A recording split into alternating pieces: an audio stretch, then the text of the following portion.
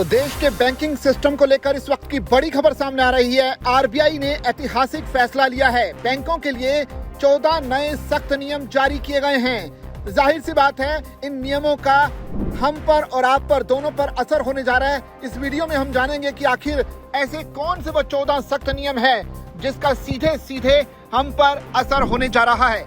तो भारतीय reserve bank यानी कि आरबीआई ने देश के बैंकिंग सिस्टम को और भी ज्यादा सुरक्षित और पारदर्शी बनाने के लिए एक बड़ा कदम उठाया है। 27 अप्रैल को आरबीआई ने एसेट क्लासिफिकेशन और लोन के प्रावधानों से जुड़े 14 नए और सख्त नियम लागू कर दिए हैं।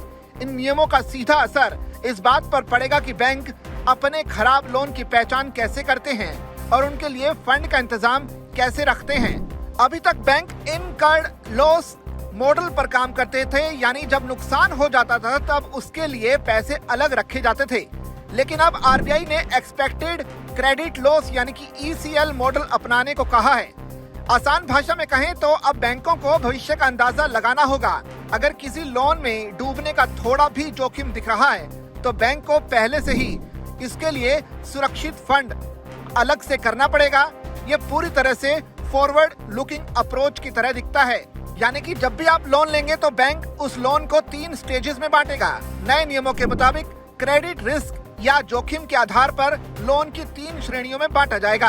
नए नियमों के मुताबिक क्रेडिट रिस्क यानी जोखिम के आधार पर लोन को 3 श्रेणियों में बांटा जाएगा। पहली श्रेणी वो लोन जिसमें जोखिम बहुत कम है।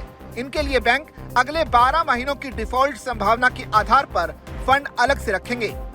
स्टेज 2 वो लोन जिनमें जोखिम बढ़ता दिख रहा है। यहाँ पूरे लोन की अवधि के हिसाब से खतरा आंका जाएगा।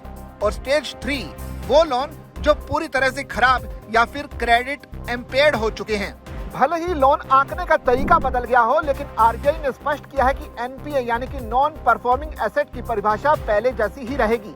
यानी अगर किसी लोन की किस्त 90 दिनों तक नहीं चुकाई जाती है तो उसे डिफॉल्ट या फिर एनपीए ही माना जाएगा। आरबीआई ने बैंकों को तैयारी के लिए पर्याप्त समय दिया है। ये जो नए नियम हैं अप्रैल 2027 से लागू होंगे। इससे पहले आरबीआई ने अक्टूबर में ड्राफ्ट जारी कर बैंकों की राय भी ली थी। जानकारों का मानना है कि इन 14 नए नियमों से बैंकों की वित्तीय स्थिति और भी मजबूत होगी और भविष्य में आने वाले किसी भी आर्थिक संकट से निपटने में आसानी होगी। यानी अमूमन हम देखते हैं कि कोई भी बड़ा बैंक किसी बड़े उद्योगपति को अगर बहुत बड़ी अमाउंट में कोई कर्ज देता है और अचानक से वो उद्योगपति देश छोड़कर भाग जाता है तो इससे बैंक को डिफॉल्ट होने का उसके पास खतरा नहीं होगा, बल्कि आरबीआई की गाइडलाइंस के मुताबिक बैंक पहले से ही इस बात की तसल्ली कर लेगा कि क्या उसके दिए गए लोन की रीपेमेंट समय पर हो रही है, और अगर नहीं तो उसके लिए अलग से फंड रखना होगा ताकि बैंक के डूबने की नौबत न आने पाए। इस पूरी खबर पर आपकी क्या राय है, आप कमेंट करके हमसे साझा कर सकते हैं और इसी तरह की खबरों के लिए बने रहिए जागरण बिजनेस के साथ।